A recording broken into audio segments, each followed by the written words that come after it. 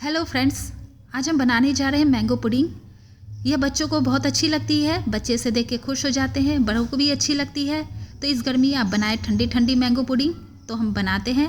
इसे बनाने के लिए हमने 1 कप पक्के आम के पल्प लिया है। आप किसी भी वैरायटी का आम ले सकते हैं। और साथ में हमने लिया है 5 काजू। यह ऑप्शनल है, आप इसे स्किप भी कर सकते हैं। और 1 कप दूध है। 1/3 कप चीनी है। चीनी अपने टेस्ट के अकॉर्डिंग थोड़ा ज़्यादा या कम कर सकते हैं। नींबू का रस है और थोड़ा सा कॉर्नफ्लोर है। तो सबसे पहले हम ब्लेंडर जार में इस पल्प को डाल लेते हैं। हमें प्यूरी तैयार करना है। अब हम इसमें डाल देंगे चीनी हम पूरा डाल देते हैं।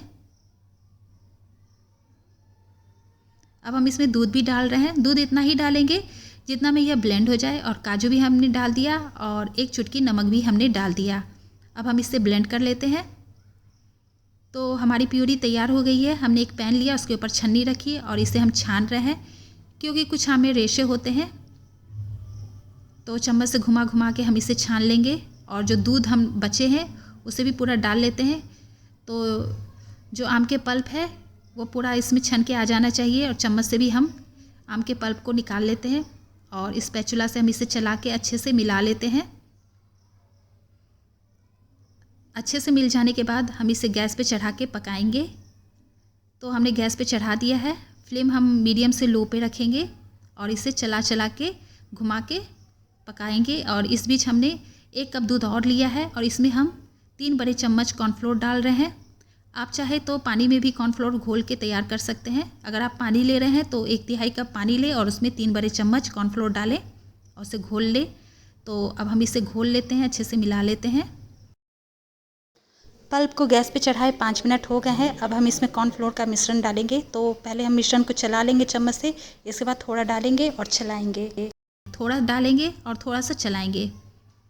फिर हम थोड़ा डालेंगे और 2-4 बार इसे चला लेंगे। इस समय हम फ्लेम को लो रखेंगे। तो हम सारे मिश्रण को थोड़ा थोड़ा डाल के चला लेंगे। एक बार में हम नहीं डालेंगे, नहीं तो एक बार में डालने से क्या होगा ना कि इसमें लम्स आ जाएंगे। इसलिए हम थोड़ा थोड़ा डालेंगे और इसे चलाएंगे। तो हम मीडियम से लो फ्लेम पे पकाते रहेंगे। तो करीब 5 मिनट और हो गए हैं। यह गाढ़ा हो गया है। हम जब इसे चला रहे हैं तो यह फ्लो कर रहा है। आप देखिए इसकी कंसिस्टेंसी। तो ऐसी ही कंसिस्टेंसी चाहिए। अब हम गैस को बंद कर देते हैं। बंद कर देने के बाद हम नींबू का रस डालेंगे और इसे अच्छे से मिला लेंगे। अब इस मिश्रण को हम बर्तन में डालेंगे। तो अब जिस बर्तन में इसे डालेंगे यह उसी का आकार ले लेगा, वैसा ही शेप में यह निकलेगा। तो अपने मनपसंद शेप में आप इसे बनाएं। हमने 2 तरह का बर्तन लिया है और इन दोनों में हमने इसे डाल दिया है। और डाल देने के बाद इसे हमें थोड़ा सा टैप करना है, क्योंकि एयर बबल जो इसमें होंगे वह निकल जाएंगे। इसे भी हम टैप कर लेंगे और इसे ठंडा होने के लिए छोड़ देंगे। हमने इसे फ्रीज़ में रख दिया था 5-6 घंटे के लिए। अब हम इसे फ्रिज से हमने इसे निकाल लिया है। इसके बाद हम एक प्लेट लेंगे और इसे पलट लेंगे इस तरह से और आराम से इसे निकालेंगे। अगर यह निकल आता है आराम से तो ठीक है, नहीं तो आप इसे थोड़ा सा थपथपाएं। इसके बाद भी अगर नहीं निकलता है तो आप इसे 5-10 मिनट के लिए रहने दें। थोड़ा सा इसका टेम्परेचर बढ़ेगा तो यह आराम से निकल आएगा। तो अब हम इसे निकालते हैं। यह आराम से बर्तन निकल आया। तो देखिए इस तरह से हमारी मैंगो पुडिंग तैयार हो गई है।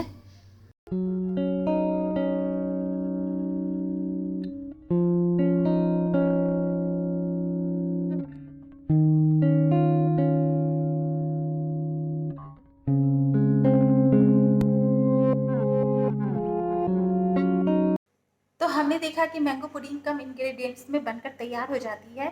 तो इस गर्मी आप इसे एंजॉय कीजिए, बच्चों को खिलाइए, खुद खाइए। अब हम अगली रेसिपी की बात करते हैं। यह है मसाला बीन्स। तो हम देखते हैं। मसाला बीन्स बनाने के लिए सबसे पहले सफ़ेद बीन्स को 7 से 8 घंटे के लिए पानी में भिगो के छोड़ देना है, ताकि ये अच्छे से फूल जाए। फिर कुकर में इसे गलने तक पकाएंगे सीटी लगा के। उसके बाद एक पैन में जैतून का तेल गरम करेंगे, उसमें जीरा और राई डालेंगे। जब यह चटकने लगेगा तो इसमें अदरक का पेस्ट, प्याज का पेस्ट और हरी मिर्च डाल देंगे। अब इसमें नमक, टमाटर का पेस्ट और सभी मसाले डालकर इसे खूब भुनें। जब मसाला तेल छोड़ने लगेगा तब आधा कप पानी और सफ़ेद बीन्स डालकर इसे धीमी आंच पर पकाएंगे।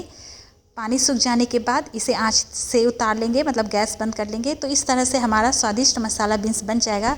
तो आप इसे एक बार ज़रूर आजमाएं, इसे बनाएं। हमारी रसोई में नींबू तो होता ही है, इसका ज़्यादातर इस्तेमाल हम खाने का जायका बढ़ाने में, दूध खाने में करते हैं। और अभी हम देख रहे हैं कि अत्यधिक प्रचंड गर्मी पड़ रही है। ऐसी स्थिति में अत्यधिक शरीर से पसीना बाहर निकलता है, जिससे हमारे शरीर में पोषक तत्व और मिनरल्स की कमी हो सकती है। तो ऐसी स्थिति में हमें नींबू पानी का सेवन करना चाहिए।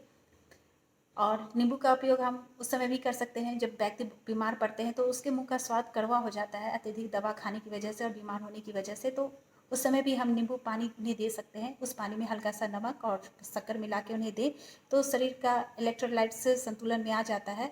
अगर इलेक्ट्रोलाइट्स बिगड़ जाता है तो असंतुलित हो जाता है, इम्बैलेंस हो जाता है, तो ऐसी स्थिति में उल्टी और दस्त होने लगते हैं। तो उस समय भी शरीर में सोडियम की कमी हो जाती है, मिनरल्स की कमी हो जाती है। तो उस समय भी हम नींबू पानी उस व्यक्ति को दे सकते हैं। हल्का सा पानी गर्म करें, उसमें थोड़ा नींबू डालें, हल्का सा नमक और शक्कर मिला के उस व्यक्ति को दें और उन्हें हल्का सा सिप सिप करके पीने को कहें। तो इससे सेहत में सुधार होने लगता है और सोडियम की कमी होने की वजह से ब्लड प्रेशर भी तेज़ी से घटने लगता है। तो ऐसी स्थिति में नींबू पानी का सेवन करना चाहिए। अब थोड़ी बातें देश दुनिया की। घाटी में रौनक बढ़ रही है। जी हाँ, कश्मीर के कई घाटियों में, कई इलाकों में लोगों की भीड़ देखी जा रही है। वहाँ लोग बेफिक्र होकर ट्रैकिंग कर रहे हैं। दक्षिण कश्मीर के इलाके जहाँ आतंकियों का खौफ है, वहाँ भी लोग बेफिक्र होकर वहाँ के जंगलों में ट्रैकिंग कर रहे हैं। वहाँ के नागरिक बताते हैं कि ट्रैकिंग के लिए इतनी भीड़ पहले कभी नहीं देखी।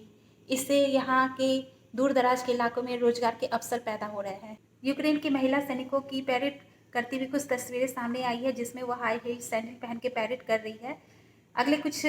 अगले सप्ताह यूक्रेन का स्वतंत्रता दिवस मनाया जाना है, तो उसी की तैयारी चल रही है। इसे लेकर विरोधी पार्टी सरकार की आलोचना भी कर रहे हैं। बीएसएफ की पहल से 28 साल बाद भारत पाकिस्तान की सीमा किसानों के लिए खोली जा रही है। तारबंदी और जीरो पॉइंट के बीच फंसी उनकी लाखों बीघा जमीन पर किसानों को खेती करने का मौका दिया जा रहा है। अब आपके चेहरे पे मुस्कुराहट लाती हूँ, एक जोक सुनाती हूँ। पति कहता है पत्नी से, प्यास लग रही है, पानी लाओ। पत्नी कहती है, सोच रही हूँ क्यों ना आज मटर पनीर और शाही पुलाव बनाओ। पति कहता है, वाह, मुंह में पानी आ गया। पत्नी कहती है, आ गया ना, अब इसी से काम चला लो। चलते चलते एक सुविचार, ज्ञान व्यक्ति को गुलाम बनने नहीं देता है। तो इसी सुविचार के साथ मैं आपसे विदा लेती हूँ। अगले वीडियो में हम फिर मिलेंगे। Till then, bye bye.